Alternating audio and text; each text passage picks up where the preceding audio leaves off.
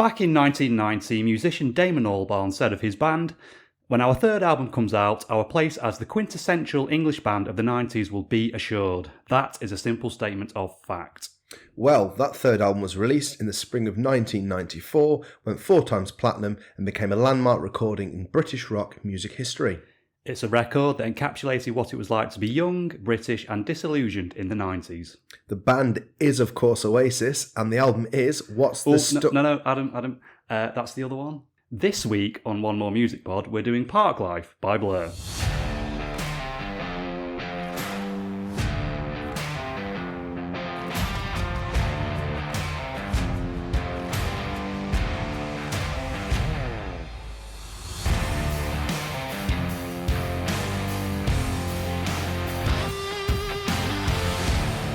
Hello and welcome to episode 3 of One More Music Pod. I'm Jack. And I'm Adam. And on this episode we are discussing what, in my humble opinion, is the definitive Britpop album. Wow, that is a big call. Big call indeed. We don't sit on the fence on this podcast. We do not. Right then, let's get started. Adam, how are you? I'm very well, Jack. How are you doing? Yeah, I'm good, thank you. It's a lovely spring afternoon, isn't it, where we're recording this? It's a beautiful day. It's probably about 15, 16 degrees at the moment. Yeah, it feels like spring is in the air. It does, absolutely. And, Jack, it's my Easter holidays. I have 2 weeks off now, Jack, so I am loving life. Yeah, we should explain that you were kept back a few years, weren't you? I was. You are yeah, in school. Yeah, I'm actually in year 8. Yeah. It's been a tough 3 years, but I'm really getting to grips with the education system. And you got a few things to look forward to, haven't you, over these next couple of weeks? What would that be, Jack? Well, it's your stag do, isn't it? It is, apparently. I'm sure you're very excited about it. Yep, I've not got a clue where we're going or what we're doing, and it's stressing me out an awful lot. Yes, and I am very much enjoying that. Yeah. I don't like being not in the know. I feel quite anxious and a little bit stressed, but I'm sure I'll be fine. Yes, I, on the other hand, know exactly what we've got planned, and I think you're going to have a great time. Well, that's good. Yeah. I've not done anything too bad over the years, have I? So I shouldn't deserve too much harsh treatment. So fingers crossed. No, it'll be great. And yeah, we're looking forward to it. Other news, I've been to see Dr. Strangelove in the last week. Very cultured, Jack. Yeah, exactly. I don't know if you're aware, Steve Coogan has recently been in a stage adaptation of that on the West End. Okay. And there was one of those, National Theatre Live screenings screenings definitely. that I went to go and watch. I remember watching the film, it must be 10, 15 years ago now, the original version. It Kubrick. Was, the Stanley Kubrick film, and it was so good. It's so funny. So yeah, I saw that Steve Coogan was doing this. Big fan of him too, and I really enjoyed it. Really, really good. And am I right in thinking he plays? Alan Partridge, yes. He does play Alan Partridge. Thanks, Jack. Appreciate that. But within the production itself, who's he playing? Yeah, in the original version, it's Peter Sellers that plays the main characters, and again, it's Steve Coogan doing the same thing in this one. So he plays Captain Lionel Mandrake, President Merkin, Dr. Strangelove, and General Buck Turgidson. I'd absolutely recommend it to anyone, really. Yeah, great. I really like Kubrick in his films. I think this is probably one that I've not seen as often as some of his others. So definitely check it out, Jack. Yeah, things like 2001, that's a great one. Yeah, Clockwork Orange. Yeah. The Shining, of course. Yeah. Probably the best horror film. Is it a horror film? I guess it would. Psychological thriller, maybe. Yeah, psychological horror. Yeah. It's a brilliant film. Yeah, absolutely classic. Congleton Unplugged, we went to there last week, didn't we? We did, yes. On the previous podcast we mentioned, didn't we? We were going into town. But it was brilliant again, wasn't it? Some really good local bands. 2 highlights for us, Jack. Yeah, so we saw a band called Fever Train, which we really, really enjoyed. I have to mention the guitarist who absolutely killed it. He was so good, wasn't he? Absolutely shredding away. We also saw Eaton Park on the Saturday night. Again, really enjoyed that one. More of a kind of rock music. Played a lot of kind of the Jam, Oasis. Bit of, I think they played a little bit of Manic Street Preachers as well. Those kind of bands. At the best pub in Congleton as well. The Beartown Tap in Congleton. Yeah, shout out Beartown. Yeah. Free drink next time, if possible. That would be lovely. So, Jack, in our last episode, we looked at, of course, the album What's Going On by Marvin Gaye. And we've had a little bit of feedback, which has been nice. Yeah, so thanks for that. Yeah, absolutely. We had Lonnie Love, DJSK28, and Homer Vinyl all saying that What's Going On is their favourite soul album. Stereophonic said that it is a brilliant and important album. I think we'd agree with those comments, wouldn't we? Yeah, absolutely, yeah. And a comment from Derek on Spotify. He said that he's familiar with the album, and it was good to hear Adam and Jack picking up on the themes, very relevant in the 70s as they are today. So thank you, Derek. Yeah, that was something that stood out for me, actually, listening to What's Going On. The themes on that album, it's 50 years old now, and the stuff he sang about is still so relevant today, isn't it? Yeah, and it wasn't until we, as we said in the last episode, we actually looked into the lyrics and realised how prevalent they are. Yeah, and a few comments that we received on our first episode on Is This It by The Strokes. The Virtue on Instagram simply said, I love The Strokes. Danny Kuslar said, the singer is half Danish. Mad fact. Indeed it is. It is. Shout out, Danny. And then Betty on Instagram also said that she recommended that we give The Voids a listen. She said they're even better than The Strokes. I do want to get into The Voids a little bit. I did give them a little bit of a listen in prep for that episode, and I was quite interested in what they were in their music. Yeah, definitely. Maybe want to consider it in the future. Yeah, I would like to give them another go at some point. But yeah, we'd love to hear your feedback and comments on all our episodes. So we'd love to hear from you. You can follow us on Instagram at onemoremusicpod, or send us an email, onemoremusicpod@gmail.com. Right then, moving on to this episode, Parklife by Blur. So, Adam, you had some homework this week, didn't you? I gave you the task of finding us a link between the album What's Going On by Marvin Gaye and today's album, Parklife by Blur. So, how did you get on? Well, Jack, I've not been looking forward to this, I'll be honest. I don't think you're going to be very happy with me. No. I've had a struggle finding a link, I'll be completely honest with you. I mean, you could argue that both albums are considered concept albums. They're hailed as the crown jewels of their respective artists' back catalogues. But, wait for this one, Jack.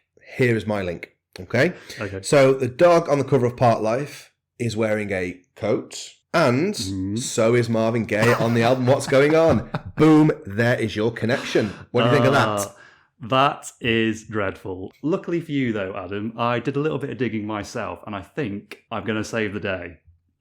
So, have you heard of a band called the Jaded Hearts Club? I haven't, no. No, neither have I. But they're a supergroup that released an album in 2020 called You've Always Been Here, which is an album of 1960s rock music and Motown covers.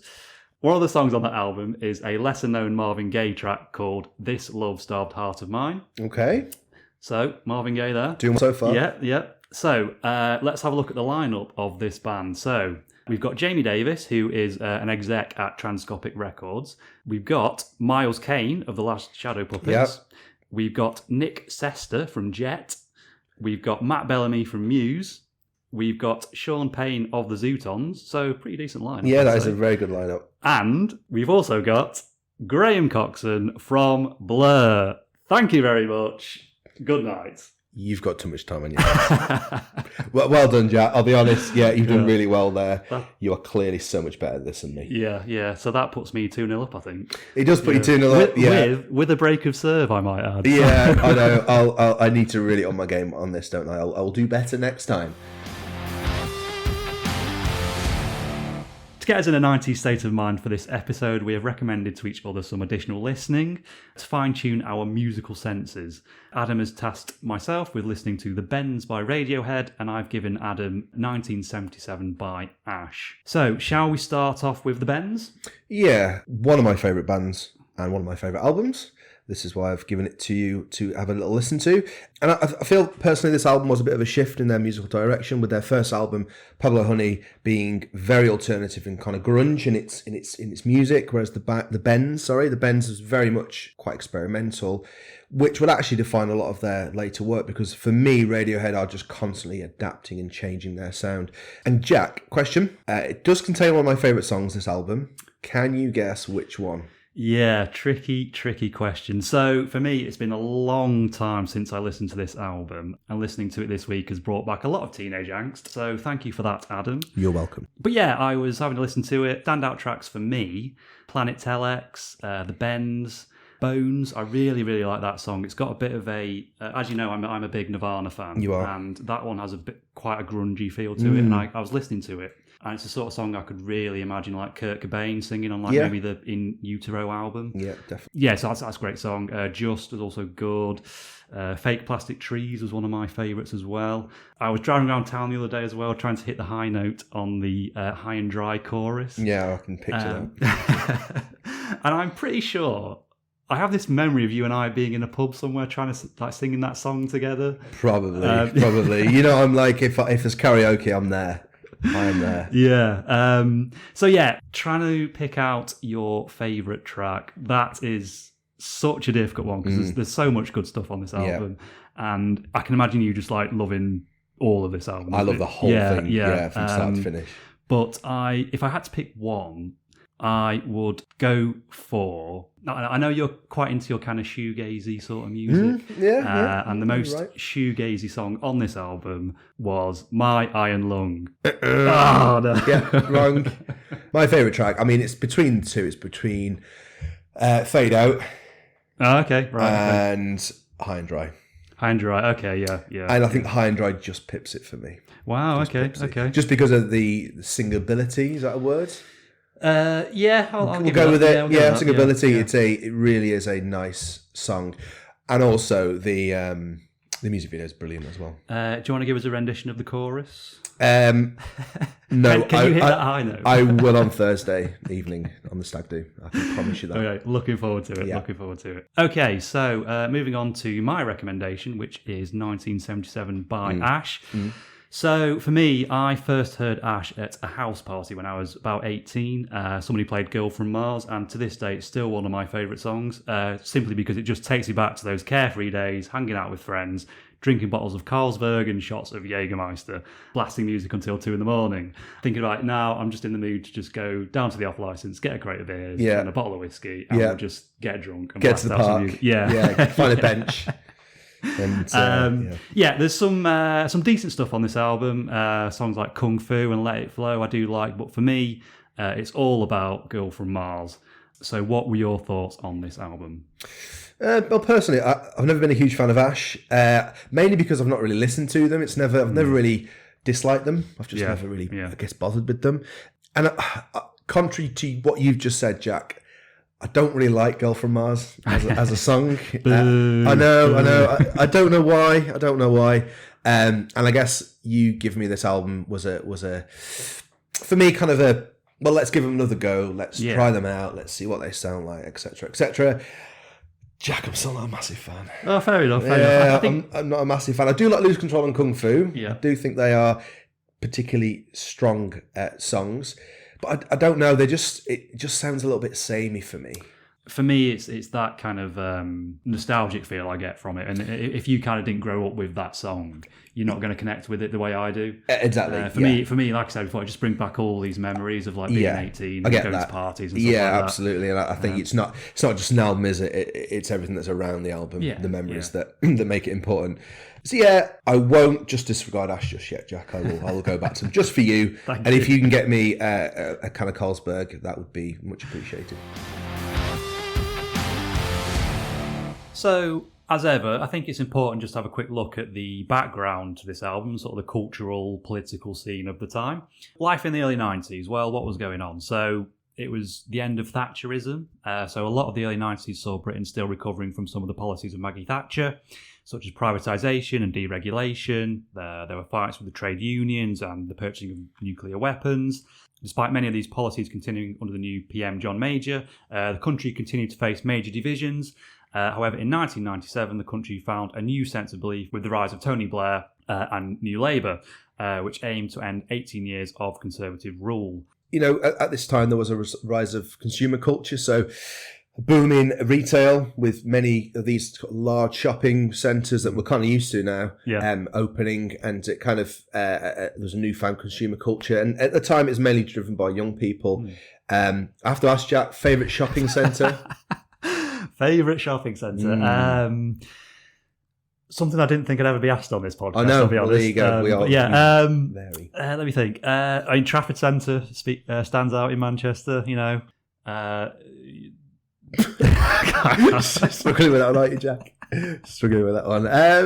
You gonna ask me the same question? Or? Yeah, what's yours? Yeah, tell me. Mary Hill, which that? is in the West Midlands. Okay, yeah. Someone called it Mary Hell, okay. but I've always been a big fan of Mary Hill.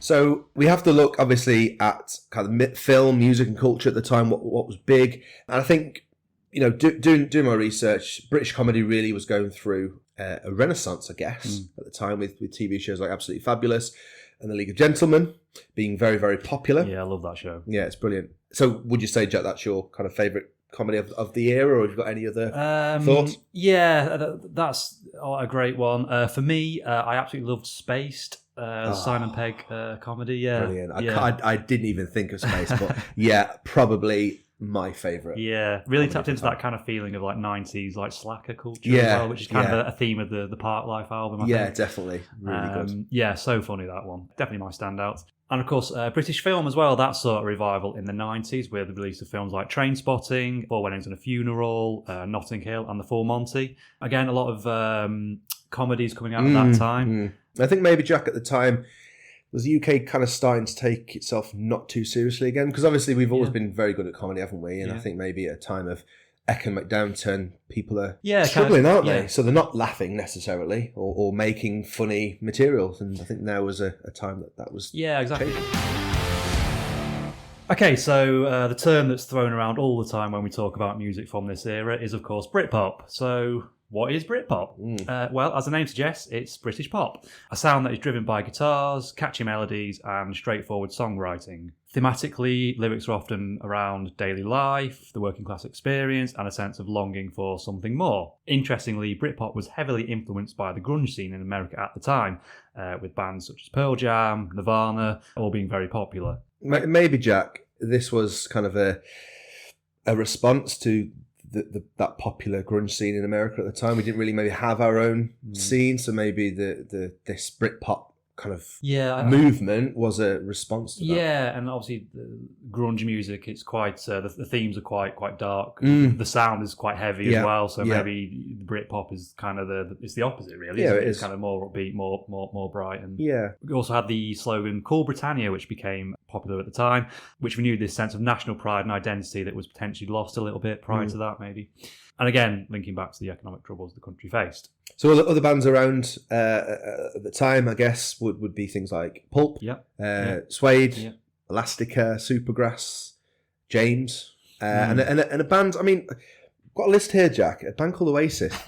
Not familiar with Oasis. Do you know anything about them? Well, yeah, they're a little known Manchester band. I heard they're actually getting back together this year. Oh, give it a rest. Boring. But yeah, and also, Pulp, I was a big fan of those. Yeah, I actually saw Jarvis Cocker in a park in London. Oh, there you go. walking around with his little Shih Tzu dog. Just really unassuming, and no one really noticed him apart from me. But that's. Was he wearing one of those like skinny suits that he always wore? Like, I imagine do you know what? I think he was. Yeah, I think he was. Would we expect anything different from Jarvis Cocker? I imagine the big glasses. Yeah. The sort of hair kind of parted, and then that suit. Yeah. Once you've got that look, you never leave it. Yeah. You continue with that. Yeah. So, if anybody else has got a kind of a favourite band of the decade that we've not mentioned, then do get in touch. One More Music Pod on Instagram or onemoremusicpod@gmail.com. Look forward to hearing from you. So, Blur, let's talk a bit about the band. Who are they? Where did they come from? So, formed in 1988 when bassist Alex James joined Damon Albarn's band, Seymour. Already in this band were drummer David Rowntree and guitarist Graham Coxon. They changed their name to Blur in March 1990 after concern with the band's label, who disliked their old name. So, There's No Other Way was an early single release from the band, which reached number 8 in the UK chart. So, personally for me, it's one of my all-time favourite Blur songs, actually, that one. I don't know if you're into it. I like it. Not one of my favourites, but I do like it a lot. So yeah, that was a single that came off their first album, Leisure, which came out in 1991, reached number 7 in the UK. I was having to listen to this the other day, and it gives me kind of a Stone Roses feel. It draws a lot of influences from like that Manchester scene that was popular at the time, sort of late 80s, early 90s. And then 1993, we saw their second album, Modern Life is Rubbish. Went to number 15 in the charts this time, so didn't quite do as well as Leisure. The album showcases a change in sound, incorporating influences from British guitar, pop groups like the Kinks and the Small Faces. The album explores like a number of styles on this one, I noticed. So there's a song called Advert, which is very punk rocky. There's a song called Chemical World, which is more psychedelic. Miss America is kind of a shoegaze song. Yeah, and it's a real sort of eclectic sound on this album, which I think has become quite a signature of Blur over the years, that they're not afraid to kind of dip into lots of different styles of music, which we'll get onto. Yeah, we will. And for me, that's a sign of a really good band. Yeah, they're able to diversify themselves, I guess. Yeah. So, speaking of Modern Life is Rubbish, the music critic Jim DeRogatis wrote of the album, "It may have been a stylistic mess, but it was valuable, psychedelic garbage nonetheless." I think that's a compliment. Yeah, I'm struggling there. I'm kind of like, does he like the album? Does he not like the album? But here we go. Who knows? Yeah, I suppose any news is good news, maybe. Any publicity is good publicity, isn't it? Yeah. So I guess that Jack brings us on to the release of Parklife in 1994. And for many, it did come to define the emerging Britpop scene, along with the album, of course, definitely maybe by Oasis. Yeah. And in August 1995 would see that famous battle of Britpop kind of come to a head with Country House by Blur and Roll With It going head to head in the UK singles charts. Blur won the battle, but Oasis ultimately went on to achieve greater commercial success. Yeah. And I think our listeners have probably had this in their mind for a little while now. And the big question, Jack, is Blur over Oasis? Yeah, it's that timeless question, isn't it? For me, I kind of I remember this very, very vaguely from the time, I think I was about 5 when these songs were out. And I have like a memory of like being sat around a table in a classroom at school, and everyone was saying like, "Oh, do you like Blur or Oasis?" And everyone around the table went with Oasis. So I said, "Yeah, I like Oasis too." I'm laughing at the idea a load of 5-year-olds was sat around the table. I didn't really know what Blur or Oasis meant. Yeah, and I don't think anyone else on that table really did know either. Yeah. But for me now personally, I have to say I'm more of a fan of Blur. Okay, I like the kind of I love the first 2 Oasis albums, but I think for me Blur got more of a longevity for me. Yeah, that kind of as we've mentioned that mix of styles that they kind of have from album to album, even song to song, they, it kind of keeps you interested, I think. What about you, Adam? What would you go for? I guess before we decided to look at this album, Blur for me was just those classic songs, the well-known songs, Boys and Girls, Coffee and TV, End of the Century, things like that. That was Blur for me. But, after looking at this album and listening to some of their other albums, I'm respecting Blur a lot more. I've never been a huge fan of Oasis, really. For me personally, I think it's Blur. And of course, we'd love to know everyone else's thoughts on this. Which side are you on? Let us know on our Instagram, so at onemoremusicpod, or send us an email, onemoremusicpod@gmail.com. Okay then, so Parklife by Blur. Unfortunately, we've still not got a jingle sorted for this section, so I'm just going to have to improvise one again. Da da da da da, the album, da da da da da. Jack, we are going to get a jingle, aren't we? Yeah, it's now the 3rd episode, we've still not got a jingle. Yeah, it's fine, don't worry, yeah. So, as Jack said, the album itself, a little bit of background, recorded between August 1993 and February 1994, released on the 25th of April 1994, on the label Food, with Idlewild also being on this label, Jack. Yes, I've heard of them. Studio was Mason Rouge in Fulham, obviously London. Produced by Stephen Street. Also produced albums from bands such as The Smiths and the Cranberries. Stephen Hague producing bands from Public Image to New Order. And John Smith and, of course, the band itself, Blur. The album cover, it depicts a pair of racing greyhounds. So the photo itself was taken on the 2nd of November 1988 at Romford Stadium in Essex by sports photographer Bob Thomas. And I guess really, Jack, greyhound racing is quite typical in terms of pastime for young working class males. Would you agree with that? Yeah, absolutely. It quite reflects the mood of the album, I'd say. So reflects life as a young male living in London in the mid-90s. Have you ever been for a night out at the dog track, Adam? I've never. I've been to the horse racing, watched a horse break its legs. So that was a nice day out. So it got me thinking, Adam, if we could use an image for an album about the lives of ourselves living in 2025, what do you think that would be? It's a really good question, that is, Jack. I think for me personally, it would just be an empty black space. And that would really kind of signal the endless pit of despair that my life has actually become. Okay, that's not quite what I was looking for. Was it not? Okay, no. Okay. What about yourself? Yeah, I'll go for something maybe a little bit less grim. I thought maybe the terrace of a non-league football stadium on a Saturday afternoon with a pint of Guinness. That's kind of what I was thinking of. That's much more cheery. Yeah. So, Jack, shall we get into the album itself? Yeah, let's do it. Let's go. So first track, Girls and Boys, first single on the album that was released, reached number 5 in the UK, was actually the most successful single until Country House went to number 1 the following year. So I guess for me, this song, being the lead single, opening the album, it is a big statement song. Yeah, absolutely. And I'm not sure if you would agree with this, but probably one of the band's most iconic tracks. Yeah, I'd say so. It kind of sits up there with like the big, well-known Blur songs, doesn't it? Yeah, definitely. And looking into this song in particular, Albarn wrote the song after a holiday in Magaluf with his girlfriend at the time.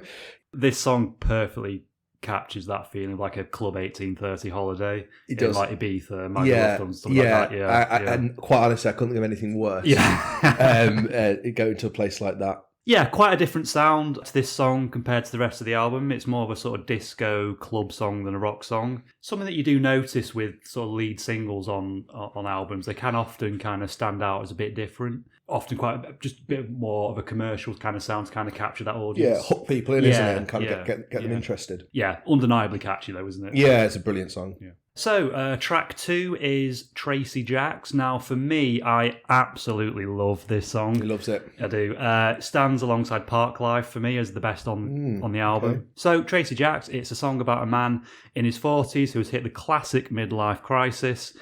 He works for the civil service, he earns a decent living, he plays golf, but he wants more from life, and after running naked on a beach, ends up bulldozing his house and getting out of town.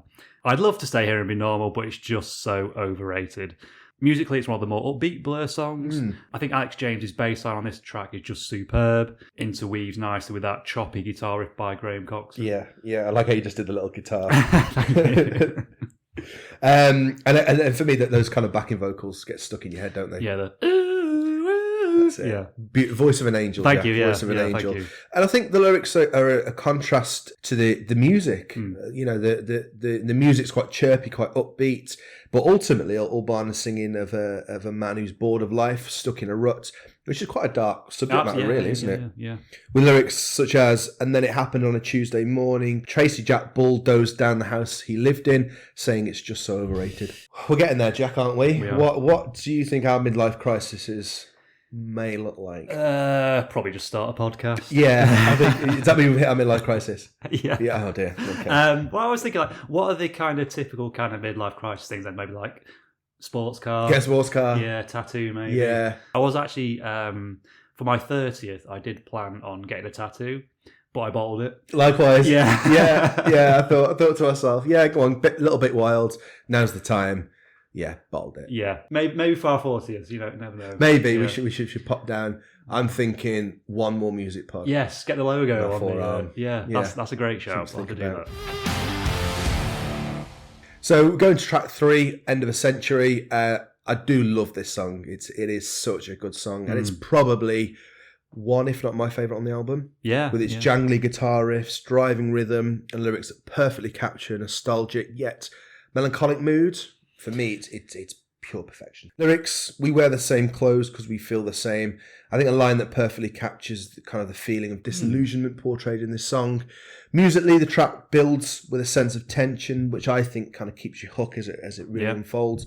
And the one word that sticks out for me is kind of anticipation. You kind of think as you listen to the song that the music could shift at any point and become something very, very different, and that's what keeps you kind of engaged in the track.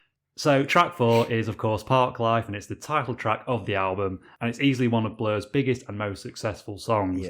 It's that classic tale of working class life, a song about finding joy in the mundane aspects of life, especially when life doesn't have much to offer you.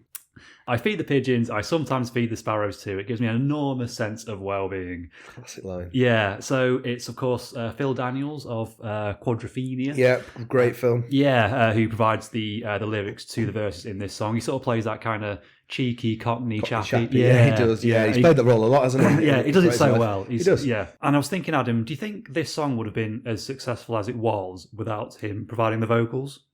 I don't think so. It kind of, this is what makes this song memorable, isn't it? The addition of Phil Daniels, and as you mentioned before, it does take the mundane aspects of life in the UK, but kind of makes it quite vibrant. And I think that kind of speaks a lot about how we feel about the UK and its culture. We moan about it, we whinge about it, we almost take the mick out of it, but deep down it's ours, and we love it, don't we? We love it really, don't we? Yeah. So into track 5. Called Bank Holiday. It gives me a real kind of punk energy, which I really like. That fast-paced guitar, the bouncy rhythmic drumming, all brilliant, and it's a kind of song you can't help but move to, really. Dipping their toe into like more of a punk feel, isn't it? Yeah. They experiment with different things. Yeah. I love the line at the end of the chorus where it's like, bank holiday comes, a 6-pack of beer, then it's back to work, AGAIN. Yeah, Ramones-esque. Yeah, very much so, yeah. Yeah, you can imagine this song being played live towards the end of a set and the crowd just going absolutely mental. Definitely, and lyrically, it's quite a clever song. It's a funny take on how people view bank holidays and you know, that idea that it's just that brief escape from the grind of kind of everyday work, and there's kind of an anticipation of a bank holiday, but actually the majority of people kind of do very little and end up wasting it. So then track 6 is Bad Head. Another really lovely song, I think. Yeah, it is. It's probably the most reflective track on the album, isn't it? It's quite simple in its arrangement. It has light percussion, soothing guitar strums, and creates quite a serene atmosphere that complements the song's introspective mood, allows Albarn's voice to shine through, which I think is a nice feature of this track. And then lyrically, like, the song explores the feelings of being trapped, possibly within a relationship, capturing the emotional weight of that situation, and it evokes the sensation of a bad hangover that you can't shake off, both physically and emotionally. I think we've all been there, haven't we? Yeah. Yeah, so like we said before, I love this side of Blur. It demonstrates their ability to explore the nuances of the human complexity, rather than just tackling the sort of more light-hearted, broad, playful themes. Yeah. In terms of lyrics, and I might as well just grin and bear it because it's not worth the trouble of an argument. Yeah, and really poetic, isn't it? Yeah, it is. It is. And then track 7, The Debt Collector, which is an instrumental number that takes us nicely into track 8, Far Out. Interestingly enough, Jack, written and performed by the bassist Alex James. Placed right in the middle of the album alongside The Debt Collector, so maybe a bit of an intermission, yeah, I'd say. Possibly. Got a sort of dreamlike, hazy quality to it, this song. For me, it's just pure Beatles, I think. And it's very kind of psychedelic rock, isn't it? And I think that comparison to the Beatles is nice. Other artists, I guess, that this track would fit nicely onto an album would be bands like Hawkwind and Pink Floyd, because it's got a psychedelic feel. Yeah. It's nice. Alex James has said in an often quoted interview, which I'm going to quote again, that he celebrated his 20th birthday with alcohol, his 30th with drugs, and his 40th with food. Now, if my maths is correct, I think he was approaching 30 at the time this came out, so there could be a bit of a hint to what was going on there at the time. Yeah. So then we are on to track 9, which is To the End. This was the second single off the album, and I believe it's your favourite song. I mentioned earlier, didn't I, that it was kind of between, for me, End of a Century and this track. This just pips it for me, I guess. Musically, it is a lot slower. Contains some really nice orchestral sounds. And again, mentioning David Albarn's lyrics, they particularly stand out on this track. Themes of relationship that was kind of doomed to fail. Maybe a love that's kind of one-sided. I think we've all been in relationships where it's very much like that. Lyrics such as, you look like you might be the one, really emphasises that sense of kind of heartbreak of a man who is struggling to come to terms with a relationship that's on its last legs. A lot of early relationships are like that, aren't they? When you're kind of still struggling to get over somebody. And Jack, I was thinking of you when it comes to this song. Does this song really talk to you, Jack, in sort of your it does, yes, because I am horribly, horribly alone. So yes, it does speak to me a lot. But I do agree with you. It's a really sort of heartfelt, reflective song. Albarn's showing here on this song that he can portray feelings of love and heartbreak, as well as the light-hearted party stuff that we've seen elsewhere in the album. So then track number 10 is London Loves. The thing that stood out for me on this song is the guitar riff. that really sounds like something that would have been off like an In Excess track in the 1980s, that kind of 80s new wave rock feel to it. Yeah, nice. Yeah, so the theme of this song is sort of about empty materialism, like a line from the song. So a malady is taking him over, coughing tar in his Japanese motor. So he's driving around town in his flash kind of Japanese sports car, looking good. Yep. But what does it all mean, though? Yeah, it's a bit vacuous, isn't it? Yeah. It's a bit empty. And I think at the time, as we've mentioned previously, the economy was on the up, wasn't it? People were buying more. You had these big shopping centres open. So I think for a lot of people, they were spending money they now have and trying to maybe fill a void of... Yeah, they were spending money, but does it make them happy? That sort of thing. I think that's what kind of this song talks about. Yeah, it does. There's an interesting bit at the end of this song where it sort of plays out a traffic report from the radio. And again, that really portrays like the mood of this album. Like it's both lamenting and celebrating the mundane aspects of life in Britain, isn't it? Yeah. You got this really sort of boring, tedious traffic report. But it's played over this really cool guitar riff. It's that juxtaposition, isn't it? Yeah. Of a guy in a really cool Japanese car. It's eventually going to get stuck in traffic. Okay, so track 11 then is Trouble in the Message Centre. Quite a frantic feel to this song, kind of moves into kind of punk territory again. It's about the loss of control people feel from heavy drug and alcohol abuse. Another track, Jack, I think has quite a new wave feel to it. And I personally enjoy this side of Blur, the hectic guitars and the up-tempo drums. Track 12, a track called Clover Over Dover. I like the electric element to this song. It's very basic, and I kind of, when I was listening to it, I was thinking to myself, lo-fi. I'm not sure if you're familiar with lo-fi as a genre, Jack. No, enlighten me, Adam. It's kind of, it's very kind of relaxed beats, very simple music that kind of I listen to before I go to bed, really. Okay. It helps me calm down after the hectic day I've had, and it kind of reminded me of that a little bit. Right. And it is very different to the rest of the album, quite abstract. A song I can't really get to in terms of the meaning behind it. I mean, I guess songs don't necessarily have to have a meaning, do they? And maybe they just like Dover as a place. Yeah. Do you think? I thought it was about suicide. Oh. It's not like you, Jack, to bring the tone down, is it? So, yeah, the first lyrics, I'm on the white cliffs of Dover, thinking it over and over. Well, if I jump, it's all over. That's about suicide. It is nice to hear a harpsichord being used in a rock song, though. Okay. Track 13, a track called Magic America. An odd one for me. Not sure if I like it. Do you sell out on this one? Yeah, I was kind of on the fence a little bit too as well, yeah. Lyrically, I guess it seems to be poking fun out of America. Criticising the excesses of consumerism, fast food, TV dating shows, and that whole kind of overindulgent culture. Similar to kind of the UK at the time, I guess, wasn't it? With consumerism and things like that. A lot going on musically, isn't there? Quite disorientating at times. Guitars, electronic elements, and even some soft percussion. Yeah, maybe this is why I'm not sure if I like it or not. Maybe there's just too much going on. But, I guess some people like it, don't they? Yeah, absolutely. So yeah, then we move on to track 14, which is Jubilee. A very raw track, I thought. Yes. Very unpolished, gives it an authentic, gritty vibe. Yep. You got the guitar, the bass, and the drums instantly remind me of the Sex Pistols. That rebellious kind of no-frills energy. Yeah. Lyrically, it kind of paints this picture of this stoner and this stoner lifestyle. A guy that's kind of lounging around at home, taking drugs, being a bit of a slob. But for me, when I was looking at the lyrics, it's from the perspective of his dad. Who's going out to work and can't quite wrap his head around why his son has turned out like this when he's not raised him in this way. And there's a real kind of sense of frustration in the lyrics. There was a kind of a video game sound in this track, Jack. I'm not sure if you picked up on this. That one went over me, I'll be honest, yeah. Yeah, I've got an ear for these things. Yeah, you do, yeah. And I'm going to give you a fun fact on this, Jack. Yeah, do it. The sound that kind of created that video game kind of jingle was a device called the Revenger 2. Right. Quite ominous. It sounds like a torture device, doesn't it, really? But interestingly enough, this was a device that was designed to help people with road rage. Right, okay. So how do you know all this? Oh, well, this is just what I do, Jack. It's a device that you stick on your dash. It's got a number of buttons on.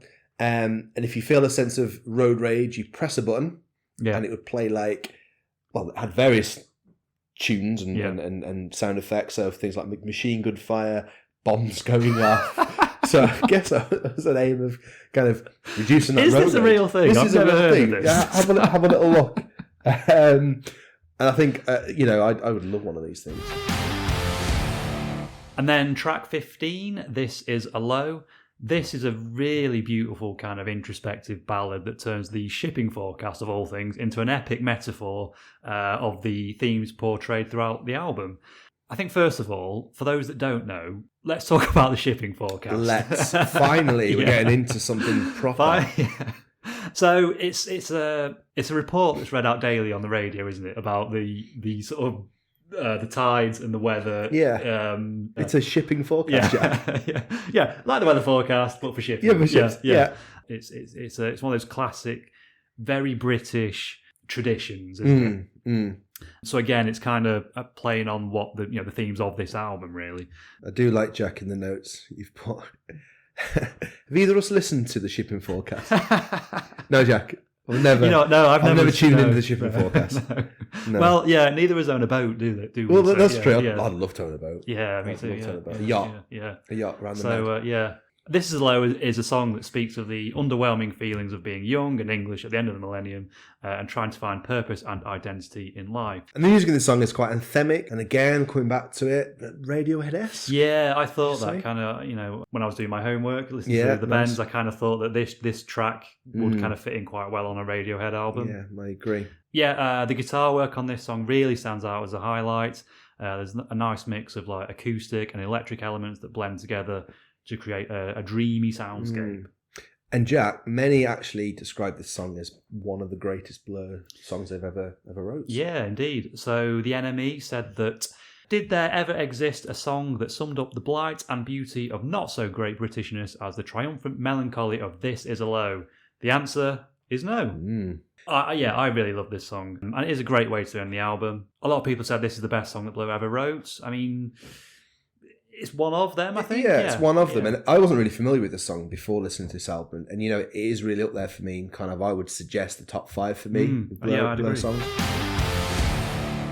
And then the album ends with track 16, which is called Lot 105, which is a sort of short, snappy instrumental number that sort of serves as like the end credits to the album. Yeah, it kind of reminds me of an outro of like a cheesy American sitcom, family-friendly sitcom. Like a joke's been told and everybody's laughing, then you get those kind of end credits come down, which I guess it kind of sums up this album nicely. It ends on an optimistic note, doesn't it, John? Yeah, it's like a sort of cheery goodbye. Yeah, definitely. Okay, so that is Parklife by Blur. 16 songs, just over 52 minutes. I think it does offer the best piece of social commentary to come from a band, particularly during this period. What do you think about that, Jack? Yeah, I totally agree. I think we touched on it throughout the episode, haven't we? It kind of reflected the sort of people's feelings at the time of kind of disillusionment, that feeling of Britishness, what it is to be British, the mundane aspects of life that we kind of also makes us who we are, and we ultimately celebrate. We would change it, would be to some extent. Yeah. Spin Magazine said, if Oasis helped define the brash, swaggering side of Britpop, Blur defined its cheeky, sardonic heart, Parklife is a witty, insightful portrayal of British life in the 90s, with Albarn's razor-sharp observations bringing the album to life. The songs are full of character, from the danceable girls and boys to the brooding This Is a Low. In an era of oversimplified pop, Blur dared to push boundaries, blending catchy hooks with incisive social commentary. So for me, this has always been a favourite album of mine, but I think going back and listening to it again this week, I've gained a deeper respect for the diversity that the band has. It's an album that touches on rock, indie, disco, grunge. They're able to make the fun, upbeat bubblegum songs like Parklife and Girls and Boys, and at the same time create these really beautiful, moving, anthemic songs like This Is a Low and To the End. So yeah, for me, I've kind of really enjoyed listening to it this week and feel like I've gained a real deeper understanding of the band. And as I said previously, I haven't necessarily been a huge fan of Blur, mostly being familiar with their classics, but like Jack, really, I've developed a newfound appreciation for their music. With Parklife, it is really an exceptional album. It's brimming with social commentary. It captures the essence of life in 90s Britain. And Albarn's lyrics delve into themes of social class, identity, and those complexities of modern life. And as we've hinted at throughout, kind of the strength of this album is its diversity, which I think does go underappreciated by a lot of people. All those blends of different musical styles kind of are both engaging and accessible. And I think that's why I'm a big fan of it.